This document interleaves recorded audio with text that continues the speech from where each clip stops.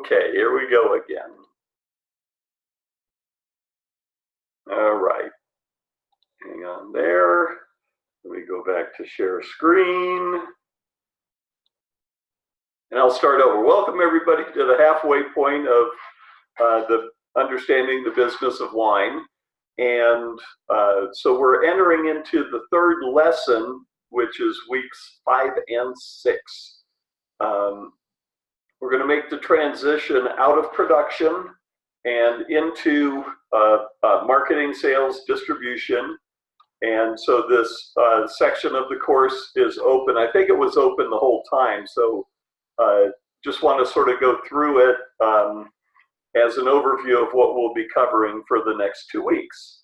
One of my favorite things is asking the question, who cares?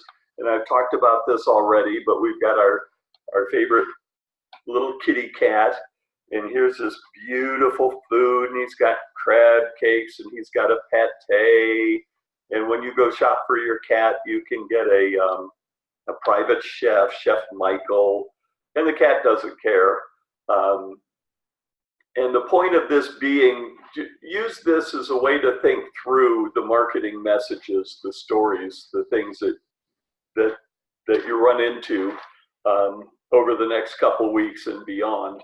I just got back from Telluride, Colorado, and it was this really wonderful event.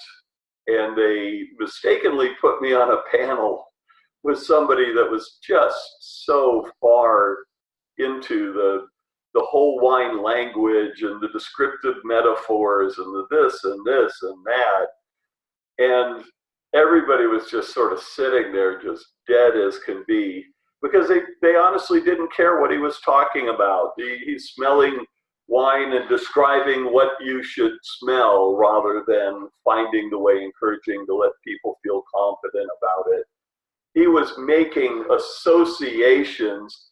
What's going on in a consumer's mind when you're smelling in this case, it was a Pinot Blanc, and you're describing it as smelling like pears. This has this really distinct pear characteristic. I didn't smell it, and actually that's not my descriptive world anyways. And so he's going on then, it's because you smell the pears, which most people didn't. In fact, I don't even know that he did. And that they grow pears in Mendocino County. And that's why the pears, this is in where it comes from, because of the pears in the orchards. And then it goes with this dish because they put pears in it. And the pears actually made the wine suck. And when you have sweet food, it creates an unpleasant reaction. So the point of it is just really asking yourself, and especially as we're transitioning into marketing, all right? I will never forget my first sales meeting as an importer in Atlanta, Georgia, going to McKesson Wine and Spirits, where I had most of my wines were being distributed from.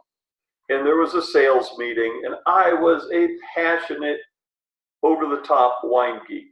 And we're talking about 1986, okay? It's a long time ago. I pulled out some wines to sample with the sales team and whatever. Back then they had pagers, they didn't have cell phones, but I'll do the demonstration. This was what I was looking into as I was doing my sales presentation.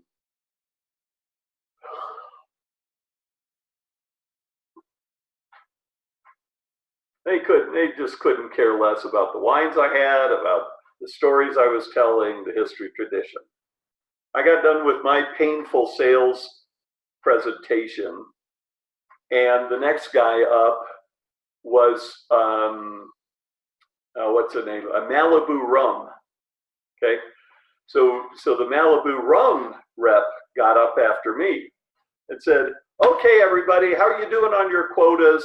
5 cases on the floor, get the picture of the display, get that 5-case display, and you are going to Nassau. And they're all like, cheering and yeah, party down. They get to bring their spouses. All they got to do is get a 5-case display. And they just did not care about the wines that take hand selling that nobody knows about, that had all this history and whatever. Who cares? Okay. So as we go through marketing, remember that also you're not just going to the consumer. You have, if you sell only online, only internet direct, you've got to get people to your website. Once they get to your website, there's got to be some reason that you keep their attention. And then if they don't select something and buy something, whatever you've been doing is a failure. All right? It may take several times to your website or something that to close the deal, but that conversion of a shopper to a customer is an imperative. All right? The gatekeepers, as we go through, we're going to talk about sales channels in a little bit more depth today. Remember that the story that you're telling to the gatekeeper, in this case, it would be the cat owner. The cat owner wants to think their cat's getting something special, and that somehow, because Chef Michael prepared this cat food, that, oh my God, my cat's going to love me so much more. And that there's this picture of the crab cakes with the grill marks on it, and the cat really, really cares about that. The cat doesn't care, okay? And so going into a distributor sales meeting with the wrong message, with the wrong incentives, doesn't get you anywhere. It doesn't get your wine placed. It does not get the sales team excited. Pretty much the standard right now for a large distributor in just about any state is somewhere in the range of 4,000 to 5,000 wines. And there's liquor, there's beer, there's all other things that they're incentivized also. Now, most distributors now, if you're selling wine, you're in a specific category of product. And also the same distributor might have specialists that cover grocery store sales. So they might have one or several, or they might have a sales manager and several salespeople who do the chain grocery stores. They'll have a different team or different sales specialists who do high-end restaurants. They'll have a different specialist or chain restaurant that does, and this is, so as we think through each of the channels also is a complex little entity of itself, okay? And so defining sales channel is that pathway from the product production, the pathway that gets it to that point of sale with the consumer, okay? We'll go through all of this and so forth. You get cartoons at this point too. And these are really fun. I talked to the guy in Australia that has created these. And these are there's a bunch of them on YouTube. And they are really valuable.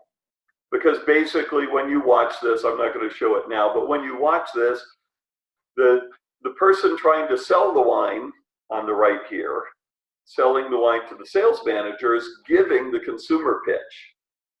And the salesman just said, or the sales manager says, you know, that's not what I care about. What are you going to come in and work the market? Are you going to come in and support this? Do you have any incentives for our salespeople? What's our profit margin of your product versus other wines like you? They're looking for the business proposition, okay? They want to know that you've got a good story. They want to know you've got the marketing materials, advertising, or whatever it is that you're going to be doing, but it's a business proposition. And then down here is a three-way conversation of a saleswoman riding with a winery rep trying to make a sale to a store. And the store's just asking for free things. He just wants wine for an auction for their kid's school or something like that. And the funny thing is that many times you've got to give away the farm before you can even get the placement. And once you get the placement in an average grocery store, there's well over 1,000 wines. So great, you got the placement. He got his wines for the kids' auction or fundraising, and who's winning and who's losing. Okay. And then the final thing is we're going to be talking about wine brokers. And wine brokers are people who tend to specialize in a market. And it might be a city, it might be a state, it might be a country. And they operate as a commissioned salesperson for the winery, but they're not directly employed by the winery. In almost every case, also, they're not required any kind of permit or licensing and whatever. But what they're doing is facilitating the transaction. So, for example, when I was a wine broker in the Atlanta, Georgia area, the reason wineries would pick me to represent their market was I had great relationships with the restaurateurs, with a lot of the stores, and so forth. So I was, in lieu of having a full-time salesperson in the Atlanta market, I could work with smaller producers that would pay me a commission. So if I didn't perform, I'm not really, sometimes there can be a retainer and a commission depending on how good you are as a broker and also the market. But for the most part, I didn't sell any wine. I didn't get paid. And so my incentive was to earn my commission, I had to sell, I had to make the placements. And then I was representing all sorts of French and Italian and California and Idaho and even New Mexico back in 1986. So I had Gruet, they pronounce it, champagne or sparkling wines from New Mexico, okay? So that's what you've got in here. And then there's also a really good, the annual report. It says that the 2018 Silicon Valley Bank report, but it's actually the 2019, and I'll show that to you. I also recommend over the next couple weeks, since we've got 4th of July and all this, and maybe a little extra time to kick back, do a little extra reading. Gumbert Fredrickson and Associates are a company that have high level financial expertise in advising for wineries, but they also publish market intelligence that provides a service. And so in this case, their market intelligence for the wine industry, yes, it's a forecasting report, it's a market condition, what's going on in the world, but this is a marketing ploy by Gumbert Fredrickson to have you want to employ them for data and for financial help and that kind of stuff, okay? And it's kind of fun. I'll have to go, I'm gonna go back and see if I can find it, but just the other day I ran into a market report that was saying millennials account for over half, they're outspending the baby boomers and this and that. And then you read another article and it's like the millennials are abandoning wine.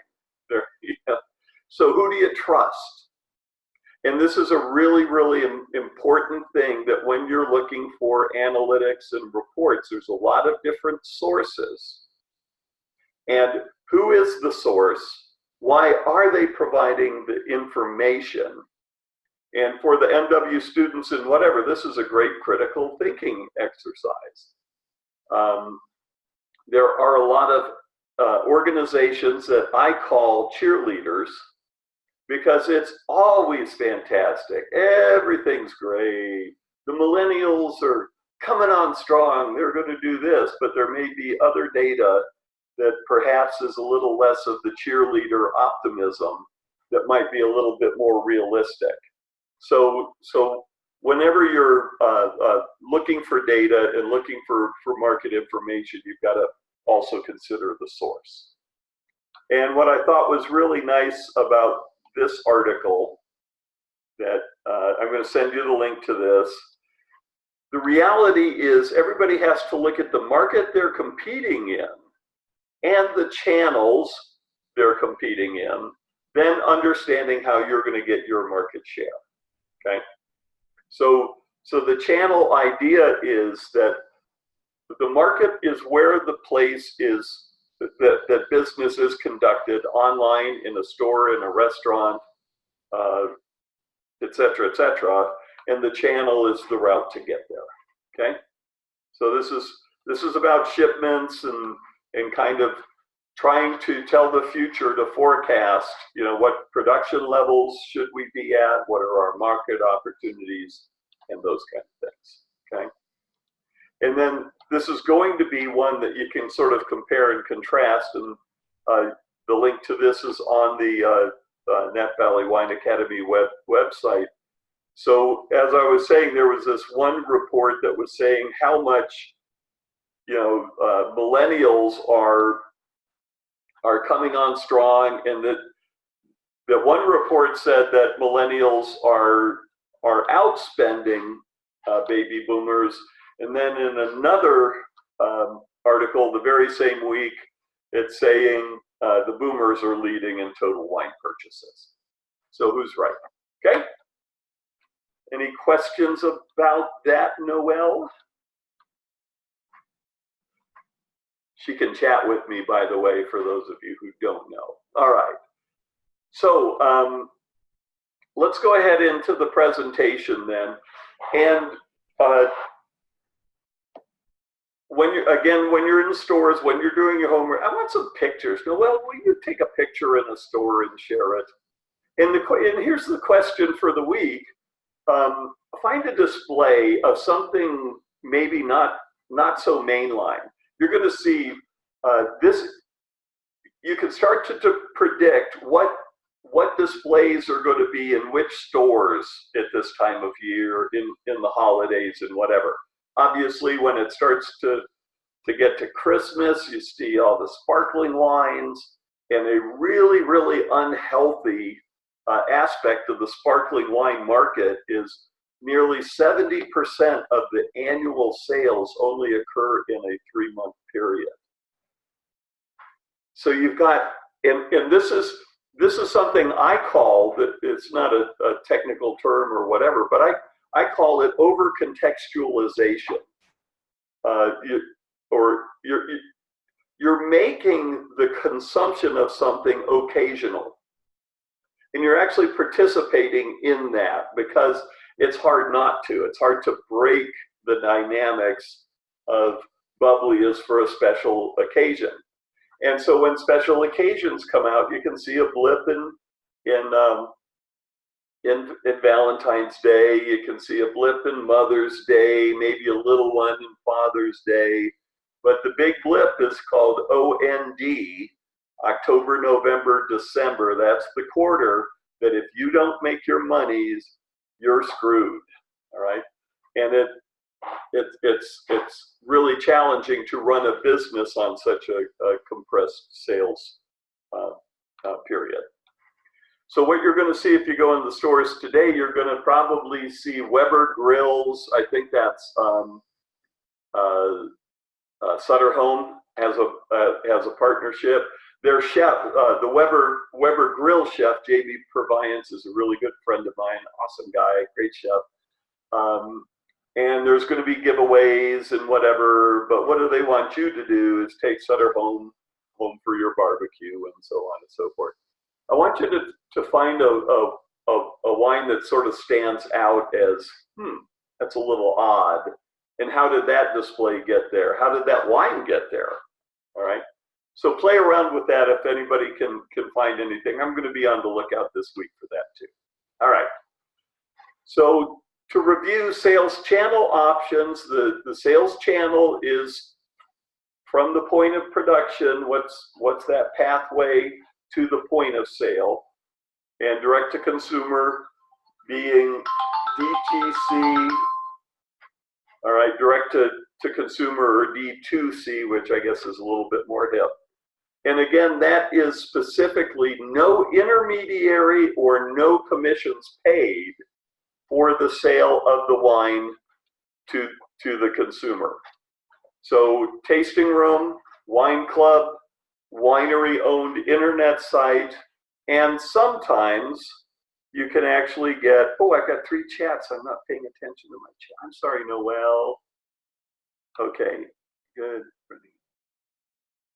Yeah, so in New Jersey, this is great. Noel had said earlier, and I wasn't paying attention, and that is in Virginia, and you're in Virginia and you're trying to sell wines into I'm sorry, you're in New Jersey, you're trying to sell to a neighbor, and are you in South Jersey area?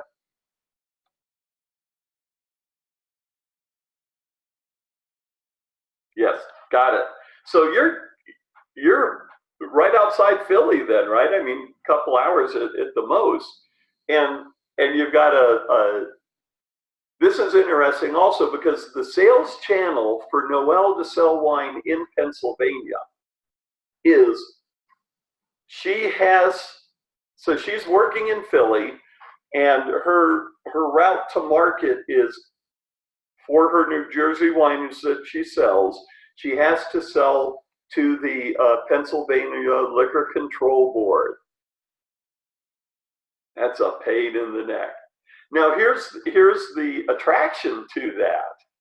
The attraction is once you get your wine in and approved, then it's actually a big win because depending on the product and the pricing and so forth, it will go into a number of stores. It will be listed and it is now available.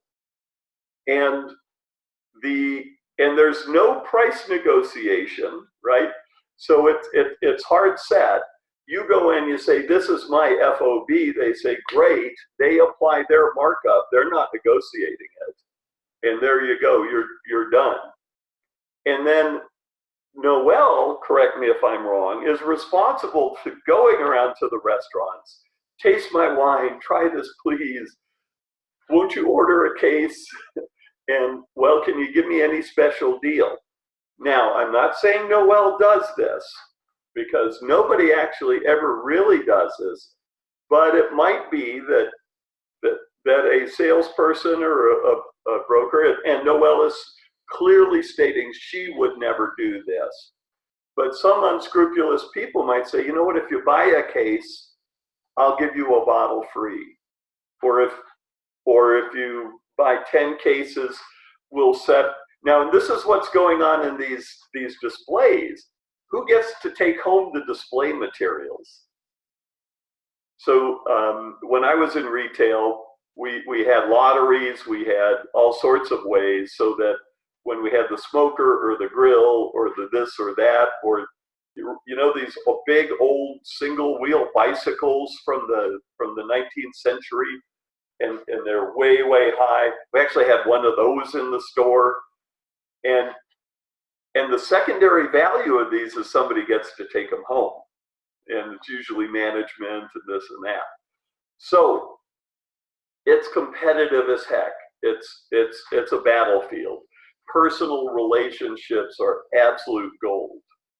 And I'm guessing for Noel that it's a week of these appointments. Let me come in and talk with you. Let's do some staff training and education. But if you're a winery in New Jersey, you've also got this mindset, the stupidity of this industry, because there are some delicious wines in New Jersey. There are some delicious wines in Iowa. But people are so brainwashed in the sake of wine education, like this person that was presenting in Telluride. Oh, you can smell the peaches. No, I can't. Nobody can. And it's because of the peaches. Oh, really? Wow, there must not be any peaches because I don't smell it. And it goes with this dish. Try a bite, sip it. Ow, it's like brushing teeth and drinking orange juice because the food was sweet. It's like, and when it's my turn, I'm like, hey, you guys, we're going to have a blast here. I'm about you. And I want things on your terms. I'm going to show you there are interactions. And we actually, I had identified a whole bunch of sweet wine drinkers. During my session, we had served a peach apricot Chardonnay from Wine and Way Vineyards, because they do wine and cheese. And it was awesome. And about a third of the room loved it. But nobody who even serves sweet wines anymore, especially to experts or to enthusiasts. And what I really want you to get is through each, this is the challenge. Noelle's first got to run through the PCLB gauntlet. Now, are you able to make sales and then have it special ordered through, or do you have to get the listing first? Got it. So there's also a process, the special liquor orders, so that Noelle can go in and taste with a restaurant, get their staff fired up, get it on the wine list, maybe get it by the glass, and then they can special order it. And that kind of forces it into the system. That's a really good deal. Now, I've got a friend, and this happened a couple of years ago, but it's not an unknown story. It's a winery. I don't want to say the name of it, but the winery's building up towards about 500,000 cases. Most of you would know it. It's kind of even iconic. It's not super expensive, but they make really good wines. It's kind of a specialty area.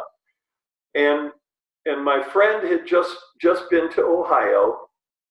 He had in hand, he worked the entire couple weeks in the Ohio market, and he had orders in hand for 250 cases of his product. And he couldn't get a distributor to bring them in. I know. And it's just so frustrating. And this is why, when you're reading on market and channel options, you're going to see so much chatter about breaking down the 3-tier system. However, many times that's a requirement. If you're going to require large volumes, it's really, really tough to not use the 3-tier system. So as we look at each of these, there's the cost of doing business, there's the cost of getting your wines out there, et cetera, et cetera, et cetera. And then remember, marketing's the things you've got to do to build awareness of the product, and sales is when an actual transaction takes place. And again, there are many people who have the combined. So Noelle is a sales and marketing person.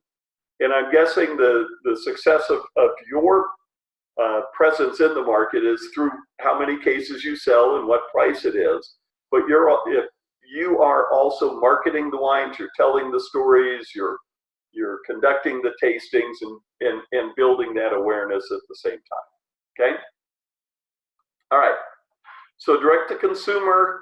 And if you have any questions about this, Noelle, let me know. We went over this a bit next. And that is, and Noelle's, by the way, chatting, definitely pricing, but mostly relationships. This is a relationship business. Many of you, I hope, are reviewing some of the wine business news feed sites, and Constellation Brands just divested dozens of wineries and sold them to Gallo. Now, this can be a challenge because in certain states, Gallo's in one distributor house, and you've got Constellation primarily in another one. Now Gallo has bought all these wineries, and they're in enemy territory in the warehouses in many states of their competitors.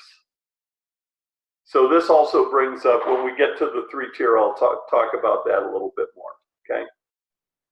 So to be clear, and just to reinforce, tasting room, winery, or remote, because more and more you can open a winery, on the property. You can open it nearby in a town. In the state of Georgia, wineries are allowed if you've got the capital and the risk tolerance. You can actually open a tasting room in the Hartsfield International Airport. One of my favorite wineries in the world, we'll talk about them a little later, Kiepersol Winery in Tyler, Texas. They discovered if they opened a winery in the dry county, they could have 2 tasting rooms in downtown Tyler. It's the only place to get a drink. And so it was like this, wow. So anyways, and again, these are all direct-to-consumer models, all right? Internet direct wine club, at-home wine tastings and sales. We'll talk about that as a channel and growing opportunities.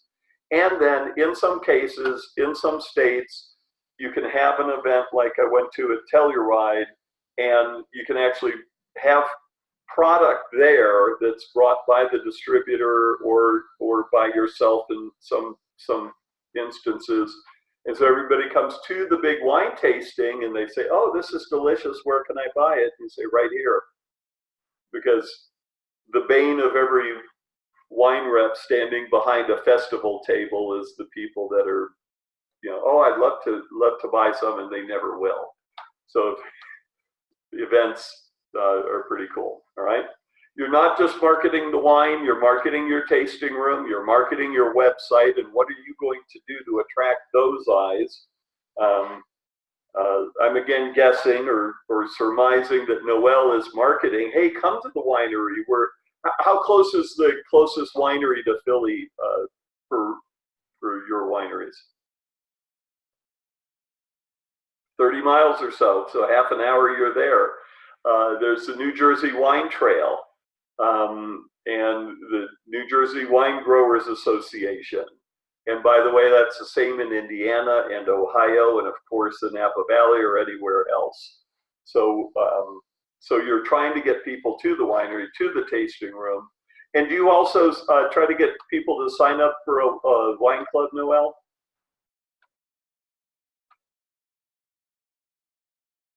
Yep. And here's what I want you to get. This is why it's great to have Noel, even though we can't hear her. Yes, I do it all, right? Okay, so in bigger companies, you'll have people that are highly specialized. You may have a certain salesman who is only for a certain store. They only call on one store or even one restaurant if there's enough volume to warrant them being there. Other times, and then there's a PR department, there's a marketing department, there's merchandisers. So if you're working in a big company for a big account, you say, okay, I just talked to the buyer. I spent all last week getting us set up. We've got a display space. And then the merchandiser comes in and meets the truck, and they build the stacks, and they put up the signs and the recipe cards and all this. In Noel's case, it's like, oh, great, you're going to put up a display of the wines. Super. She's got to meet the truck there. She's got to schlep all this. She's got to cut the boxes, put the signs up, and do it all. And then when it's done, she's got to go in and undo it and whatever. Okay, so that's how it looks in the world of marketing and sales. All right, a brand, and this is imperative for every MW student. You really need to get this. In the last class, one prior for this, I had somebody who's a Master of Wine student who was asked to write a paper on branding, and she had a long discussion with somebody who was a Procter and Gamble or whatever brand manager and had a master's degree in marketing and so on. And that person gave a definition for what a brand is. The person wrote wrote their essay paper, sent it in. They said, no, that's not what a brand is. So again, the imperative to look for multiple sources and opinions. So I love words of all sorts, and the etymology of the word brand actually goes from when a hot iron would be placed into a fire, and then ownership of a person or a product was burnt into that person or product. So they used to actually brand slaves, they used to brand criminals, they brand cattle, they would brand the end of a Bordeaux wine box. So when you look at these Bordeaux wines, it's done with lasers now, but it used to be the branding iron was put in, it was burned in. So consider a brand, it can be argued, all right, that a brand is anything that is sort of indelibly burned into a person's mind associated with a product or thing that then connects with them in some sort of way. So certainly brand Gallo, brand Lafite Rothschild, brand Jacobs Creek, whatever it is, those are brands. Beringer is a brand, and one could even say White Zinfandel is a brand. So there are people who just say, I'd like a glass of Chardonnay. They don't really even need to know who the producer is or whatever. In their mind's eye, that's the product that they want. The Napa Valley is a brand. New Jersey is a brand because they have marketing arms. They want a positive association so that when somebody says wines of New Jersey, people go, awesome, instead of really, which is what Noel faces day in and day out, in spite of the fact that the wines are frickin' delicious. The wines of New Jersey today are at a quality level across the board that they're head and shoulders in quality above the wines of France 50 years ago. And even the wines of Bordeaux or Burgundy. I'm old enough to know that and some people might argue it's not all that different. When I was growing up and drinking Burgundy, it was widely accepted. 75% of all the Grand Cru, the great wines and everything else, all the wines of Burgundy were commercially unacceptable. They had spoilage, they had the bad fermentations, the wrong yeast, they were reductive, they were over sulfured, they were oxidized or whatever. And so we've been doing a really poor job in the wine world of encouraging consumers to be open-minded, and wine experts even worse about what is acceptable or not, to really discover. I had so many cool Colorado wines in the last week. I mean, it was just a blast. How many of you tried? Now you're doing it, you just, really? And that's the same look that you get from your New Jersey wines, right? Whitehorse Winery. Where is Whitehorse Winery? In New Jersey. Awesome. So again, just real simply, brand is the product and how it is perceived by a market, and it could be an individual, it could be a geographic area, it could be a demographic, or however you. And Noel, as do I, we love lesser known wines. I would, honest to God, be doing a wine event in Nebraska, I was last fall, for the Nebraska wine growers at this amazing estate in Arboretum and Education Center. The people were so authentic. They are the ones that are the pioneers. That's not some rich ass new person in the Napa Valley or even Paso Robles or Virginia. I mean, these guys are really duking it out to find what they can plant and how can they make wine. And I just love them. They're real people. They're authentic, and they love what they're doing. And the hard part then is they've got to change the perception of the market. Okay. And that goes all the way through. That goes every step of the the sales channel. So the marketing is whatever communication you have between you and your customers, and the goal is selling them. Sales is measured by volume and dollars. Marketing is often measured with a combination of dollars and volumes, but also display placements. If PR is part of your marketing, how many articles, how many newscasts, how many times do you get that face out in front? Now, the intention is to translate that and convert that into dollars and cases, okay? The 4 P's, a product, its price, the place that the transaction happens, and the promotional strategy that created the interest in making the purchase, okay? So as we go through and as you're looking in the stores and displays also, wow, okay, what's the product? How did it get to that price? Who has say over price? And once you sell to a distributor, they've got the final say of how much they're going to mark it up. If you're selling to what's called a monopoly is in a state or even in a country or in a province, say in Canada and other areas. A monopoly is where the government controls what products, what its price is going to be, where it's going to be placed, and then you've got to be able to additionally support it with the promotional strategy.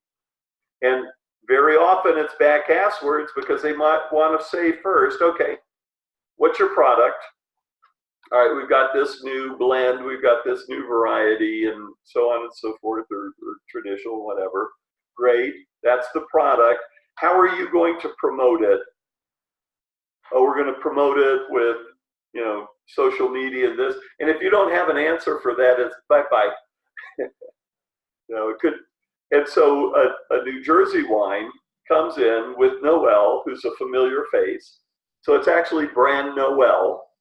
She knows the people, she knows their kids' names and who likes Labrador retrievers and what restaurants are close to her and how she can schmooze that. So she actually comes in as the brand. And it's, I associate her with good products, with fair treatment. She does really great things with our staff, all right? So, and not only for Noel, but anybody in sales and marketing, this is a kind of an imperative, all right? So we've been through who cares, and the idea is that as you go through, you've got to sell to and through the gatekeepers, determine what they care about, and then this is the trickier part, quantify how many people care, all right?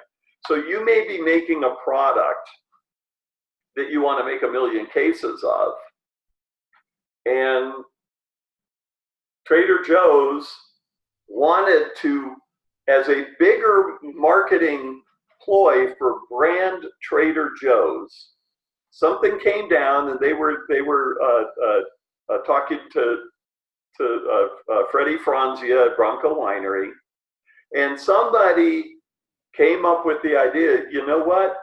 We can make wine for you in a really, really big volume and sell it to you and into your store, taxes paid and everything done, for less than $24 a case. What? How can you do that? We'll get you samples, let's talk about this. And they didn't do it to make the profit on the $2 chuck. They were in headlines in USA Today. They're selling millions of cases. So what's also any ulterior motives that might be employed that could get your wine into a place, the relationships, the pricing, the product, etc. And it's all about, okay, we're going to connect with these people, and we're going to convert them into a customer, and then the final piece of it is retaining it. And Noel will tell you, and I'll tell you for Noel, You make a placement in a restaurant and buy the glass, and you develop that relationship, and the winery runs out. No, that's not good. You've just disrupted the supply chain to the channel. And they're saying, oh, what happened to our order? Oh, we sold out and this and that. They don't like that, do they, Noel? No. And all that hard work, and you can't retain them because you can't provide their needs over time. All right, and that's at the account level. All right. So yeah, and then you give them more expensive wine to make up for. Oh, so you've got to have what's your plan B, and that is, all right. Oh, we were selling you this red blend at this price, so order this, and we'll make up for it somehow, because of course you can't do anything to affect the price in New Jersey or in Pennsylvania, but again, you've got to know, and you've got to know the market, you've got to know the channel, you've got to know the supply chain, and you can't break it. You can't break that chain.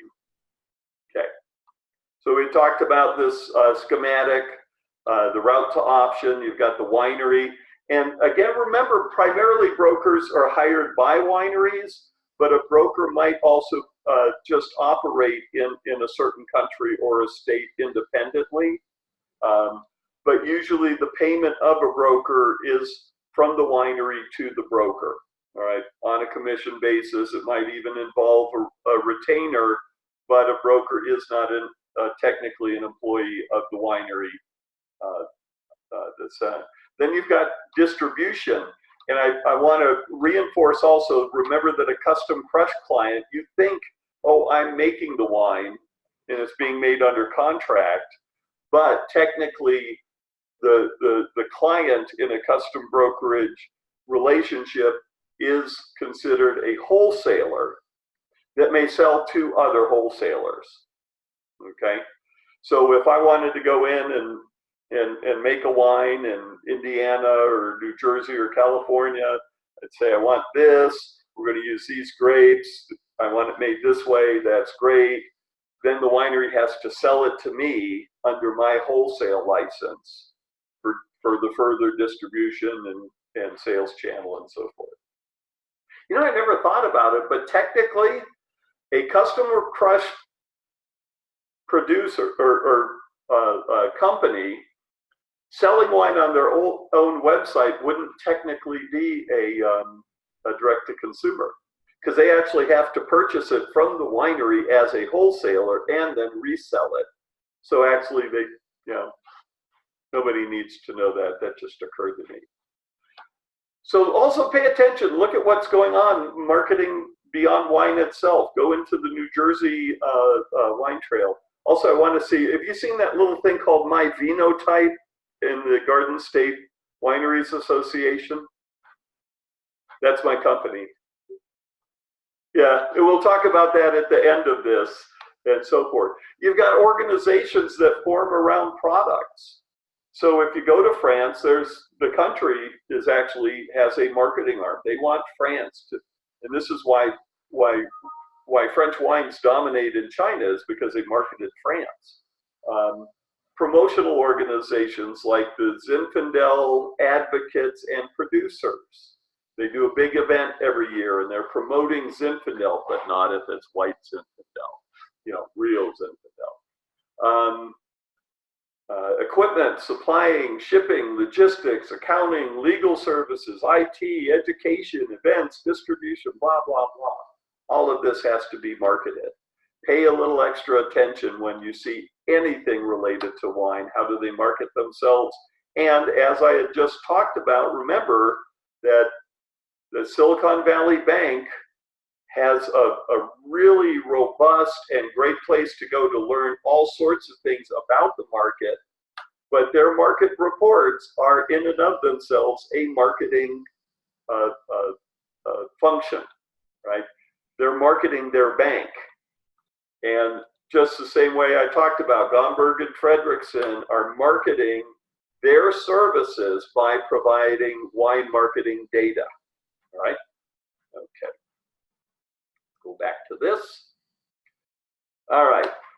and responsibilities. I had no clue when I joined Behringer that marketing was sitting there at every production meeting, that marketing was sitting at the table at all the vineyard and crush forecasting and what kind of quantities are we expecting and how is this and that, because it's those grapes that are going to translate into how many cases, which are going to translate into what's our sales forecast and requirements.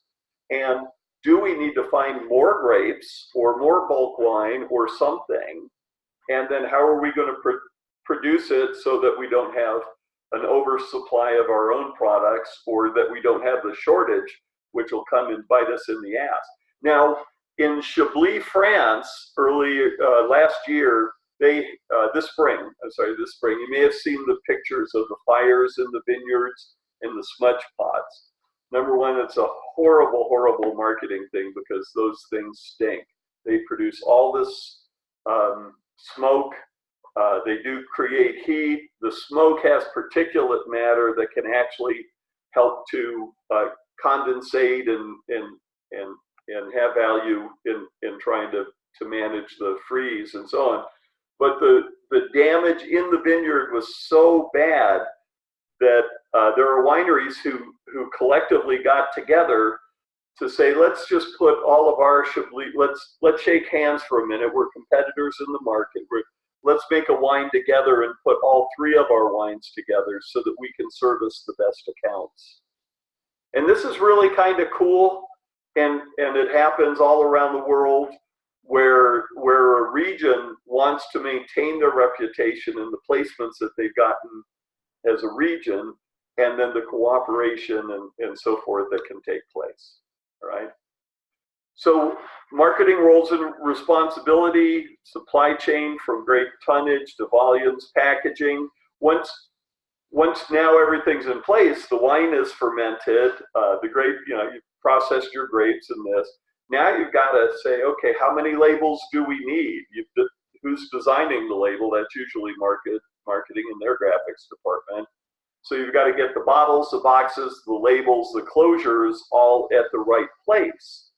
And then marketing's also usually saying when it needs to be produced. When do we have to have this assembled? The wine is in the bottle with the label on it, with the closure in the box, sealed up, ready to go. And then how's it getting to where it needs to get to? What are those logistics of distribution? And this is a whole world unto itself, making sure that if you're selling direct to account, it may be throwing it in the back of your SUV and driving 2 hours to a B&B. Been there, Noel? Or it might be that you've got multiple containers that are going to an export market, and you've got to make sure, even multiple wineries. So when I was with Behringer, I was director of international business development, and I would have to work with marketing on I need these wines in these quantities delivered to the logistics facilitator, to Grosskopf or whatever, the consolidator, to all get on the appropriate containers in the port of departure to leave by this date. Okay, so that's what that looks like. Discounts and post-offs we'll talk about a little bit. A discount or a post-off is when you want to run a sale and you're going to offer a special discounting on quantity or this or that. Every state has its own little game they play with this all as well. Does Pennsylvania require a post-off and notice of a price reduction? So a post-off is basically a requirement by a state that you need to provide usually 30 days in advance. These are the wines for the next month that we're going to offer with the following discounts, and whatever discount structure you set, then the stores, the restaurants have 30 days to prepare for it because you posted what those discounts would be. So that's where the term post-off comes from, okay? and you've got to actually apply and have it approved. Yeah. So not only you don't just arbitrarily say we're going to do this, you've got to go in and have a meeting. These are the wines that we want to do. This is the case discount. This is how it'll be applied. If it's on existing inventory, then they're going to bill you back for the difference. We'll get into bill backs and your worst nightmare. And then you've also got your advertising, an advertising calendar, what ads, if you do run ads. And this could also include social media. What are you doing in Facebook this month or in Instagram? How are you getting people to this event 30 minutes away for the barbecue that you want people from Philly going to New Jersey to go have this spectacular time? So you've got advertising, and then you've got public relations and communications. And the distinction of public relations is usually you are working to gain third-party advertising, pretty much. You want the story about the new wine. You want somebody to write about your winery. You want somebody to come out and write up, there's going to be this great event coming. And it can be social media, it can be TV and radio, and so on and so forth. Okay? All right. We're going to start looking at a business plan. Don't panic, no problem. And part of this business plan is going to be all part of your final project. Your final project is going to be one more cost of goods workbook.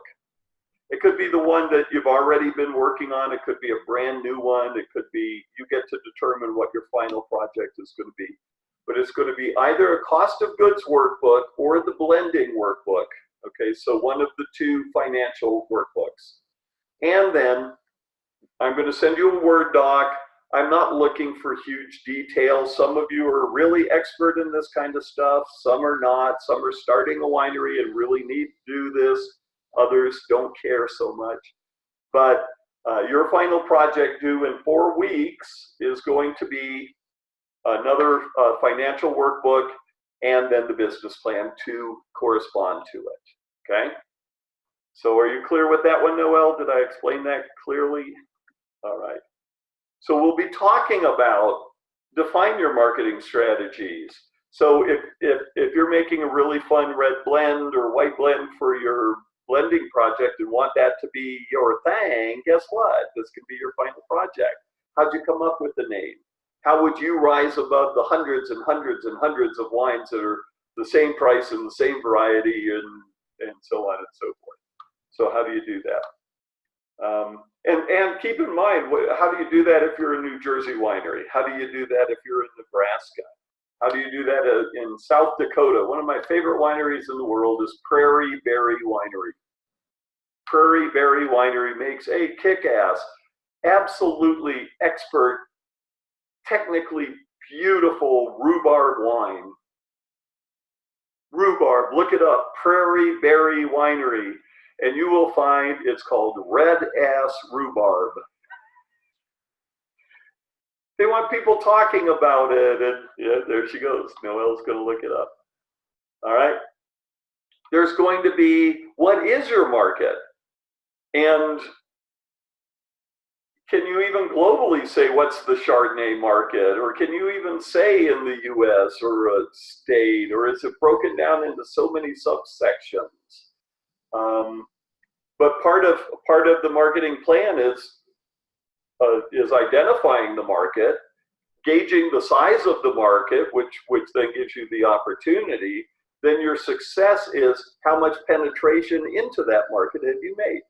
So and then we're going to be converting critical thinking into SWOT analysis. I'll talk about that a little bit more. SWOT analysis is looking at strengths and weaknesses. And for an individual or company, a strength and weakness are internal for the person, the company, or the product, okay? Opportunities or threats are external. So one of my strengths is critical thinking and being able to think differently than most wine experts. One of my biggest weaknesses is also almost the same thing. Because I have a really hard time on focus and execution. Now, if I'm able then to understand what my weaknesses are, then I can mitigate any risk in my life and my career by addressing those weaknesses. So do I need to do something to improve that weakness, or do I need to hire somebody who's really good at that? So that's what I'm doing with my company right now is we're creating winebusinesseducation.com. I just brought in a new CEO because I suck as a CEO. And I want somebody who has those strengths because I don't. So those kind of things. So we'll start looking at that. And then as we look at the sales channels, how much does it cost to participate in this? And there's so much misinformation or people have the wrong idea. If you're selling in a tasting room, oh, it's 100% profit. No. You should sell the wine to the tasting room. They should run their own P&L. You've got a facility, even if it's part of your own winery or home. What's the allocation of the value, the overhead, the heat, power, electricity, all those kinds of things? What's the profit margin potential? So let's say that you're eyeing Pennsylvania and another state, and you're trying to do your SWOT analysis. The margin potential is going to be fairly fixed because there's not negotiation to how much it's going to be marked up. So you set your price and then you're locked in. Another market might have better margin potential for you or flexibility, and then you would have to say, okay, who do I know in these states? What's the perception of the product? So you've got to find the way to pick and choose where you're going to do your business. You may decide to make 10,000 cases of a wine, and we're going to sell it all online or sell it all in our tasting room, and you're just going to probably find you're not going to achieve those volumes that way. You better find another channel to accommodate the volumes. And then the final thing is, what additional sales and support do you need? A broker? Do you need? And Noel, are you technically a broker?